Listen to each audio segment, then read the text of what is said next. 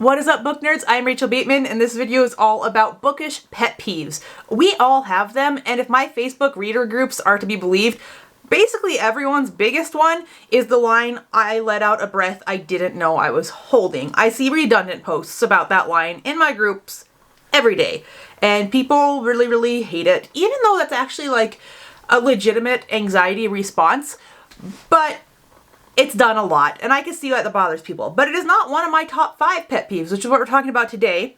Some of them are wildly specific, but they still bother me, so I'm going to talk about it. And I'm going to jump right in with my top bookish pet peeve, the one that drives me crazy the absolute most, and that is reading a book set in a real-life location, and it's obvious that the author knows nothing about that location, nor did they bother to do any research on the location. Now, I am from Montana, and with the exception of a couple years here and there, I have lived in Montana my entire life. Like 32 of my 36 years have been spent in Montana. And I have never read a book set in Montana that was written by someone other than another Montanan that didn't do an absolute crap job writing about Montana. Like, take the biggest, broadest stereotypes you can take and apply it to the whole state. A lot of these books read like the only research the author did was to go back and watch one really terrible episode of Criminal Minds that was set in Montana. Actually, the episode itself wasn't terrible, but the portrayal of Montana was terrible. And it seems like a lot of books, they watched that episode and they're like, shh, I could set something in Montana, look how easy that was. And it's terrible. So I'm going to give an example from a book that I just read. I'm not going to say what the book is, though if you really did some digging based on what I'm saying, I'm sure you could figure it out. But this book is actually what kind of spurred me to finally make this video after months of thinking about it, because it did not only pet peeve number 1, but also pet peeve number 2 that we'll get to in a minute. But this book is set in a small fictional town in Montana. I can completely roll with that. If you make up a fictional town, you can do anything you want with it. But here's the thing. It's a murder mystery. Like a romantic suspense murder mystery. That doesn't matter. The point is, it's set in this small town, and they have a dead body. And the sheriff of this small town, which, small sidebar here, Montana sheriffs are over counties, not towns. A small town doesn't have its own sheriff. It's the county sheriff, and so just roll with us. I can let go of that. But the sheriff in this small town is like, well, we obviously aren't equipped to handle this. We're too small. So I need to send this body off for an autopsy in Augusta. I know most of you aren't from Montana, and most of you, unlike me, do not live an hour away from Augusta, Montana. So for you, I am going to drop a picture of Augusta, Montana for you right now. Augusta, Montana is an unincorporated township census designated area of 300 people. 300. Tell me in what world that equips Augusta, Montana to be the big city that you send your autopsy, where it is a place big enough to have its own police force that you could borrow people from. Now, I know what happens when there is a murder or a suspicious death investigation in this area because I live here and I'm really into true crime, but just for the sake of this video, we're gonna look it up. I've got my phone here and we're typing in Montana autopsy death investigation. Are you guys watching the time on this video? I forgot to check. Montana Medical Examiner Office. The very first thing that pops up. It is opening. And it tells us that the office has locations at both the Montana State Crime Lab in Missoula and the Eastern Forensic Science Division in Billings. What did that take me? Okay, last time I checked is at 39 seconds on this little clip, and I'm now at 49 seconds. So we're talking like less than 20 seconds, full typing, looking up, and finding out, to know that if you have a suspicious death or a murder that needs to be investigated in this area, you're going to send the body to the Montana State Crime Lab in Missoula. I may be seeming like I'm a little bit nitpicky here, and maybe I am. But my whole point is, if you're going to set your book in a real life situation, especially when it takes you less than half a minute to do the research, take that half a minute and research how it's going to happen. It's not that much to ask. that you research something, or just completely make it up. Don't use a town like Augusta, Montana. Make up the town entirely. I could totally roll with that. But don't just like look at a map and say, that's a pretty name and it's kind of in the area I want. I'm going to use that. If your only research on an area is pulling a name off a map, you are failing as an author. And this is what it's like on basically every book I read about Montana. There are other things that bother me about reading books about Montana, mostly the fact that, believe it or not, we are not all cowboys. And we're not all wearing Wranglers and cowboy hats everywhere we go, all day long, every day. I feel like maybe I should stop now and just make an entire video about writing Montana for non-Montanans later. So I am going to move on to bookish pet peeve number 2, which is having no sense of area. And this is what I mean by this. First, this is like almost like 2.5, like a little subpoint. Using acres as a unit of length. Acreage is a measure of area, not length. So when you say Jim lived 20 acres from Suzette, that means absolutely nothing to me. Nothing at all. I'm going to give you an example from my life. Through this wall behind me, I own a 40-acre field. My field is square, and what that means is that it is a 1/4 mile on each side. A 1/4 mile square is 40 acres. So if I were to say, my neighbor on the other side of this field lives 40 acres from me, what I mean is they live a 1/4 mile from me. But what if my acreage wasn't square? What if it was narrow and long? That neighbor no longer lives the same distance from me. Telling me that someone is a certain acreage away from someone else means absolutely nothing, because acreage is not a unit of length. And I see this all the time, and it pulls me out of a book every time I'm reading it because I don't know what they're trying to say. It makes no sense. Tagging along with that is having no understanding of actual area. And I get that not everyone does know how big a certain amount of area is. Like, I'd be willing to bet most people watching this video, if I told them I had 40 acres, would have no idea that that's a 1/4 mile square. Like, most people just don't know that off the top of their head. But having an idea of area, especially if you're going to reference it, is really important.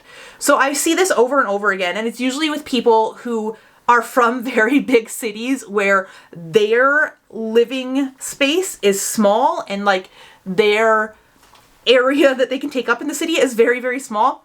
And then they write a book and they're like, in this really rural area, everything's super spread apart. Everyone lives on a 1/4 acre. And here I am living in Montana and saying, wait, what? For reference again, I'm going to drop a picture of my dad's street. Every house in that picture is on a 1/4 acre plot. That's how big their lots are. A 1/4 acre. And they're that close together. Now, that might seem like a huge amount of room if you're from San Francisco, but it's not a big amount of room in the rural world. So talking about how spread apart everything is and they're each on a 1/4 acre, it doesn't do anything for anyone that has actually lived in an area where things are spread apart. Especially I've seen this in like horror and thriller where it's, you know, the bad guy is closing in and they have to try to get to the neighbor's house, but they're on these 1/4 acre parcels, and how are they ever gonna get there? I could jump from my dad's window to the neighbor's window if I tried hard enough. It's not far apart. A 1/4 acre is not big, people. So just have that understanding of what space is, because you've seen that exact 1/4 acre reference in so many books when they're talking about things being spread out. And it drives me crazy every time. Related to that, I mentioned that the book I just read touched on pet peeve number 1 too. Is this book I just read took place primarily on a cult compound. You know what? That didn't even bother me about the whole cult in Montana situation, because believe me, they exist. But the compound it's mentioned a few times is on a 100-acre plot in the mountains of Montana, half an hour outside of Augusta, Montana. But toward the end of the book, someone gets kidnapped, and they believe that they have been taken to a small cabin that was built on the cult commune area, but away from the main compound. And so this FBI agent tells one of the cult members, you need to take me to the cabin right now. And he says, okay, you know, get in the Jeep. It's going to take us 20 minutes. I cannot, for the life of me, think of any way that a 100-acre parcel could be laid out where 2 points could possibly take 20 minutes by vehicle to get to. 100 acres is not very big. It's not very big. So I already explained my 40-acre plot. So let's say it's a square. If you were to take half a mile by half a mile square, you're talking about 160 acres. So more than 1.5 times the space that this whole commune is supposed to be on. 100 acres is not big enough for it to be feasible that anything is going to be 20 minutes by vehicle away. And again, I recognize this is nitpicky, but it takes me out of the reading when it's very obvious that the author has no comprehension of what they're writing, and that is fine. Write stuff you don't know all day long, but take a minute to do the research, to make it believable, or ask someone who does know. It's really not that hard. Moving on to my most wildly specific bookish pet peeve, and that is the line, "Bile rose up the back of my throat." How many times have you read that? A character sees something horrifying or terrifying or disgusting, or they feel like they're gonna be sick, and bile rises up the back of their throat as a precursor to vomiting. This happens all the time in fiction. When I was a freelance editor, I gave the puke lesson to probably every author I ever edited. So I'm going to give it to you now. Get ready to talk about some puke. For bile to come up your throat, you're going to have puked out everything in your stomach and probably dry heaved for a while.